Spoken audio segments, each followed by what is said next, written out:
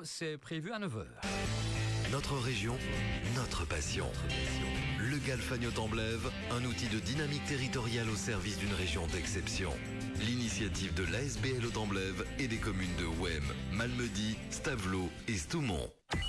Impact FM présente le Galfagno-Temblève. Voilà, il est temps pour nous de se retrouver en direct sur Impact FM, Impact News pour cette rubrique de la semaine du Galfagno-Temblève qui, je vous le rappelle, permet aux différents porteurs des projets de faire le point sur l'avancée justement de ces projets. On retrouve ce matin Olivier Dethière, chargé de mission Galfa. Bonjour Olivier. Bonjour Patrick, bonjour à toutes et à tous. Alors, de quoi allons-nous parler, cher Olivier, ce matin? Aujourd'hui, pour varier un peu, je vous propose un petit voyage dans le temps. Nous allons remonter plusieurs siècles en arrière pour découvrir comment nos forêts wallonnes se sont transformées et surtout pourquoi leur avenir dépend aujourd'hui de notre implication. Alors, on imagine que les forêts ont toujours été là. On l'imagine, elles étaient là, oui, mais elles n'ont jamais été figées. La forêt wallonne est en réalité le reflet de notre histoire. Pendant des siècles, voire des millénaires, le bois était absolument indispensable à tous nos besoins. Il chauffait les maisons, permettait de cuisiner, de construire, de fabriquer des outils, des charrettes, jusqu'au charbon de bois qui alimentait les anciennes forges.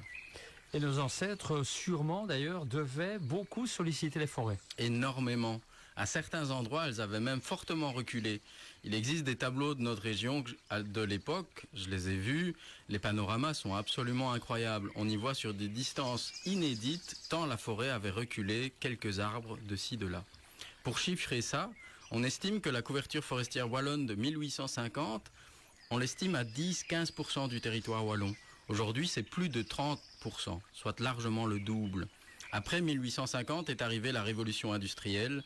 Le charbon de terre a progressivement remplacé le bois comme principale source d'énergie. Les forêts ont alors retrouvé de l'espace et l'on a commencé à les gérer davantage sur le long terme.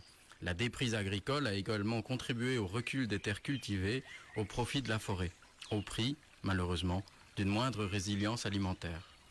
Et c'est à ce moment-là qu'on plante beaucoup de résineux. Exactement. Après les guerres, il fallait reconstruire rapidement et produire du bois en quantité. Les épicéas poussaient vite et répondaient parfaitement aux besoins de l'époque. C'était un choix logique qui a permis de développer toute une économie forestière et de créer de nombreux emplois. Nos régions ont été particulièrement bouleversées dans le bon sens. Beaucoup de pins ont également été plantés plus proches des mines, justement pour accéder au charbon de terre en étançonnant celle-ci. Il avait l'avantage de hurler avant de céder. Très bien. Olivier, on comprend qu'une technologie moderne reste toujours dépendante pour sa base de technologies plus anciennes, c'est intéressant. Mais bon, aujourd'hui, on entend souvent dire que ces forêts sont en difficulté. Bien oui, le contexte a changé et nous en avons fait l'expérience la semaine passée. Les sécheresses se multiplient, les températures augmentent et certains insectes profitent de ces nouvelles conditions. Les forestiers doivent donc adapter leurs pratiques.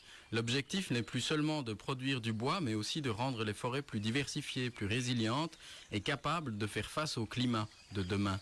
Tous ceux qui travaillent avec la forêt ou avec la nature se rendent bien compte qu'elle change. Oui, finalement, la forêt continue simplement à évoluer. Voilà, la forêt a toujours changé, mais aujourd'hui, nous avons la chance de pouvoir accompagner cette évolution plutôt que de la subir.